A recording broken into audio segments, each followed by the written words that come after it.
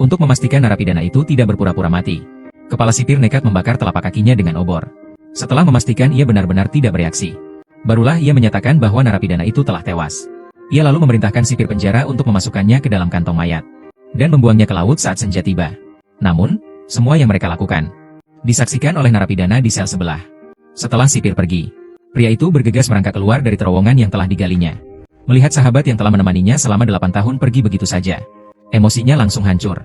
Awalnya ia dan pria tua itu telah merencanakan untuk kabur bersama. Tapi kini hanya tinggal dirinya sendiri. Ia tak tahu bagaimana caranya mempertahankan mimpi kebebasan yang terasa begitu jauh. Namun, tepat setelah pria itu berduka dan mengucapkan selamat tinggal terakhir kepada pria tua itu, saat ia bersiap untuk kembali ke selnya, tiba-tiba ia memiliki ide yang berani. "Maafkan aku, Pastor." Ia dengan cepat menyeret tubuh pria tua itu ke selnya dan membaringkannya di tempat tidur, menyamarkannya seolah-olah sedang tidur. Lalu memotong rambut hitamnya dan menutupi kepala si kakek yang beruban sebagai penyamaran. Setelah merapikan tempat tidur, ia bergegas kembali ke sel sebelahnya dan menggali peta harta karun si kakek yang tersembunyi di dalam lubang dinding.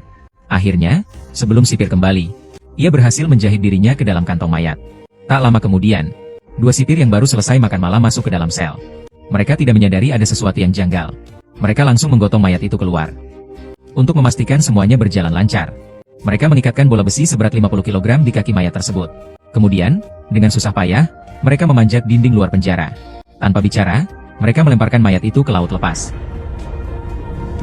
Saat tubuh itu jatuh ke permukaan laut yang gelap, Edmond dengan cepat mengeluarkan pisau yang disembunyikannya. Ia merobek kantong mayat itu dengan kuat, lalu segera memotong tali yang mengikat bola besi di kakinya. Ia berenang sekuat tenaga menuju permukaan laut yang terang. Saat itu, sipir penjara datang untuk mengantarkan makanan kepada Edmond. Melihat Edmond tidak kunjung bereaksi, sipir pun langsung membuka pintu sel dan masuk. Ia terkejut mendapati ternyata yang terbaring di tempat tidur adalah pendeta tua yang seharusnya dibuang ke laut. "Sipir, panggil kepala penjara." Ketika kepala penjara dengan panik tiba di sel, ia membongkar batu bata yang longgar dan menemukan terowongan rahasia mereka. Semuanya sudah terlambat, karena Edmond yang berenang ulung telah berhasil menyeberangi lautan. Saat ia kembali menginjakkan kaki di tanah kebebasan, pria yang telah dipenjara selama 14 tahun atas tuduhan palsu ini terlahir kembali dengan dahaga membara untuk balas dendam. Dan ini adalah kisah balas dendam paling memuaskan dalam sejarah sastra Prancis. The Count of Monte Cristo. Jangan hanya berdiri di situ. Lari. Bunyi alarmnya. Kumpulkan para penjaga. Untuk menghindari kejaran sipir penjara, Edmond yang baru mendarat tak berani berhenti. Ia segera menyelinap masuk rumah seorang petani. Ia buru-buru mencari beberapa pakaian usang dari dalam lemari. Lalu dengan tidak sabar, mengganti pakaian penjara yang melambangkan penghinaan dan penderitaan. Namun, saat dia terburu-buru ingin merapikan diri, ia tiba-tiba terkejut melihat wajah asing dan penuh derita di cermin. Dia sudah 14 tahun tidak bercermin. Kesulitan dan cobaan di penjara telah membuat pemuda yang dulu bersemangat itu kini tampak tak dikenali.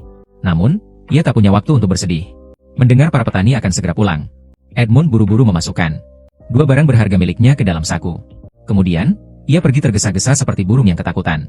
Setelah sedikit merapikan diri, ia kembali ke kota kecil tempatnya dulu tinggal, berdasarkan ingatannya yang samar. Keinginan terbesarnya saat ini adalah mencari tahu keberadaan ayahnya, satu-satunya keluarganya. Namun takdir yang kejam kembali memberikan pukulan berat padanya. Ayahnya telah meninggal beberapa tahun yang lalu. Berapa tahun yang lalu? 5 atau 6 tahun. Mendengar kabar buruk itu, Edmond merasa pandangannya menjadi gelap. Kakinya lemas dan ia hampir tidak bisa berjalan. Ia menahan rasa duka yang mendalam saat tiba di gereja tempat ayahnya dimakamkan dan diantar oleh pendeta. Ia berhasil menemukan makam ayahnya. Namun, pendeta itu memberitahunya bahwa pria tua yang malang ini meninggal dunia sendirian pada tahun 1925. Tanpa ada yang melayat atau memberikan penghormatan terakhir. Karena putranya, Edmond, telah dikuburkan di sebelahnya 10 tahun sebelumnya. Karena melakukan pengkhianatan. Sangat menyedihkan, bukan? Kabar ini bagai petir di siang bolong. Membuat Edmond semakin sedih dan bingung. Padahal ia masih hidup di penjara. Mengapa semua orang mengira dia sudah mati? Dengan hati penuh kebingungan dan kekecewaan, Edmond kembali mengunjungi rumah Mercedes, mantan tunangannya. Namun, ia justru disambut kabar yang lebih menyayat hati. Dia menikah. Mereka pergi ke Paris. Teringat akan momen-momen manis bersama Tess. Edmond merasa seperti ditusuk ribuan pisau di hatinya. Ia berjalan seperti mayat hidup di jalanan yang telah lama berubah. Untuk sementara, ia tak tahu harus kemana. Saat itu, ia melihat seorang penjaga sedang mengejar buronan. Setelah menjatuhkan buronan itu, penjaga itu tanpa ampun menghajarnya. Melihat kejadian ini, amarah Edmond yang terpendam selama bertahun-tahun langsung meledak. Tanpa ragu, ia menerjang dan mendorong penjaga itu hingga terjatuh. Lalu ia melampiaskan semua penghinaan dan siksaan yang ia derita selama 14 tahun. Tapi dia tidak pernah menyangka bahwa kebetulan kali ini akan mempertemukannya dengan penggemarnya yang paling setia. Setelah membantu melepaskan tangan Yakub, Edmund awalnya ingin menyuruhnya pergi dan berpisah. Tapi siapa sangka, Yakub sepertinya sudah menetapkan Edmund sebagai panutannya. Tidak peduli bagaimanapun Edmund mengusirnya, dia terus mengekoriku seperti lintah. Pergi, jauhi aku. Hei, kau ke sana. Saat mereka bertengkar, mereka bertabrakan dengan sekelompok penjaga yang sedang berpatroli. Mereka terpaksa bersembunyi di dalam kereta kuda terdekat. Kusir itu kemudian menyelundupkan mereka keluar kota. Saat itu, melalui percakapan, Edmund mengetahui Jacopo, yang menjalankan bisnis penyelundupan brandy, punya sebuah kapal. Ia langsung tertarik, karena ia sendiri sedang membutuhkan kapal untuk pergi ke Monte Cristo mencari harta karun yang melegenda. Di mana kapalnya? Berlabuh di sebuah teluk. Setelah mengetahui Jacopo sama sekali tidak bisa mengemudikan kapal, Edmund, yang pernah menjadi pelaut, ia langsung menawarkan diri untuk mengantar mereka pulang dengan perahunya. Lalu dengan bujuk rayu dan tipu muslihat, ia membawa perahu tersebut langsung ke Pulau Monte Cristo. Setelah merapat, ia berbohong dengan mengatakan akan menangkap seekor kambing untuk dimakan. Ia meminta Jacopo dan keponakannya untuk menjaga perahu. Sementara ia sendiri mendaki ke puncak gunung. Peta harta karun yang ditinggalkan pendeta menunjukkan ada batu kelinci di tempat yang menghadap ke seluruh teluk. Lalu, kita hanya perlu berjalan 20 langkah ke barat dari batu kelinci itu. Dan kita akan menemukan pintu masuk rahasia menuju harta karun yang melegenda. Tapi Edmund sudah hampir mencari di seluruh gunung, tanpa menemukan jejak harta karun itu. Rasa frustrasi dan ketidakberdayaan yang mendalam tiba-tiba menyerangnya. Mungkinkah setelah bersusah payah datang ke sini, ia hanya akan pulang dengan tangan kosong? Beritahu aku. 78.960 langkah.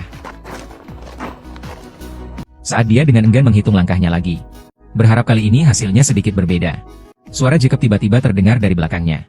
Apa yang kau lakukan? Bahkan kambing pun tak bisa kau tangkap? Ia merasa Edmund hanya membuang-buang waktu di sini. Cuacanya begitu cerah sekarang. Mereka seharusnya segera berlayar pulang. Tidak bisa. Lagi pula, perahu itu milik mereka. Dan Yakub juga punya pistol. Edmund hanya bisa pergi bersama mereka dengan perasaan tidak rela. Namun, saat berlayar, ia terus memandangi pulau itu dengan penuh penyesalan. Tiba-tiba perhatianku tertuju pada dua pilar batu di puncak gunung.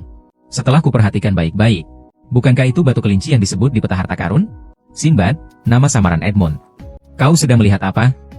Edmund tidak menjawab. Ia hanya buru-buru mengalihkan pembicaraan. Sesampainya di Taramone, kampung halaman Jacopo. Kau mau apakan kapal ini? Aku akan mengembalikannya pada pamanku. Kapal ini miliknya. Agar tidak menimbulkan kecurigaan Jacopo, ia segera menekan kegembiraan di hatinya, dan berencana untuk kembali sendirian nanti.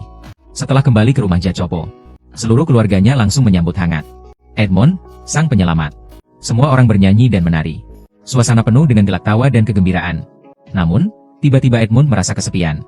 Karena ia teringat kembali pada mantan tunangannya, Tess.